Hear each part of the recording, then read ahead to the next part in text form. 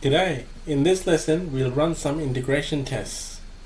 The tests we will run cover the server side. There are several test projects in the solutions in the tests folder.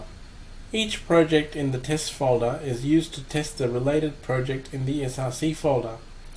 Test projects use the following libraries for testing: XUnit as the main test framework, Shouldly as the assertion library, and nsubstitute as the mocking library.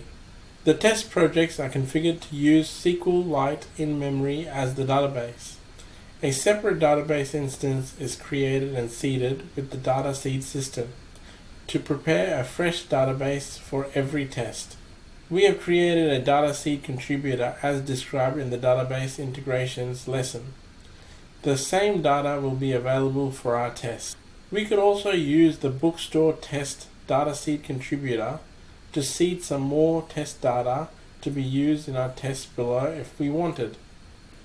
Let's add a new test class named book app service _ tests in the books folder of the acme.bookstore.application.tests project.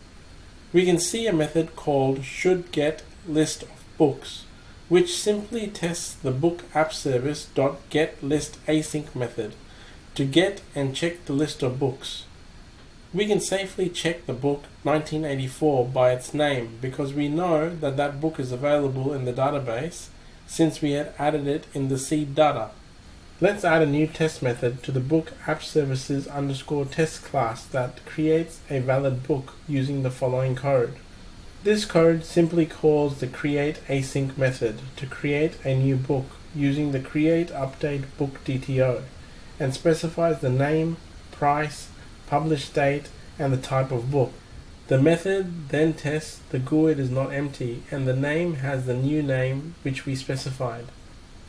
We also need to add a new test that tries to create an invalid book and fails. Let's paste the following code. Since the name is empty, ABP will throw an ABP validation exception. We can see that this method calls exception.validationErrors to check if the new book contains a name.